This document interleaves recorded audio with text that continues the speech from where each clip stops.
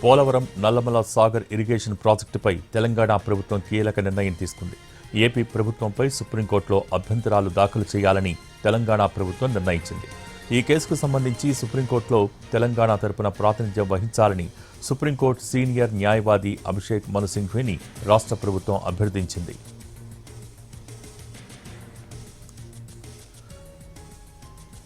ఇవాళ ఢిల్లీ తెలంగాణ భవన్లో మధ్యాహ్నం 12 గంటలకు ఇరిగేషన్ అధికారులు, లాయర్లతో మంత్రి ఉత్తమ్ కీలక సమావేశం నిర్వహించనున్నారు. పోలవరం, బనకచెర్ల, నల్లమల సాగర్ ప్రాజెక్టులపై సుప్రీంకోర్టు కేసుకు సంబంధించిన సన్నాహక సమావేశంలో చర్చలు జరపనున్నారు.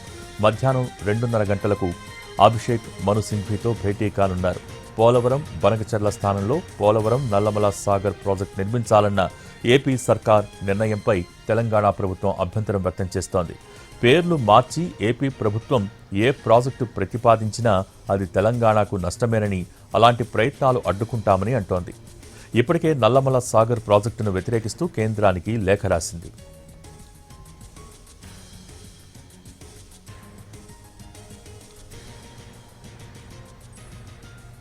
పోలవరం, నల్లమల సాగర్ ఇరిగేషన్ ప్రాజెక్టుపై తెలంగాణ ప్రభుత్వం కీలక నిర్ణయం తీసుకుంది.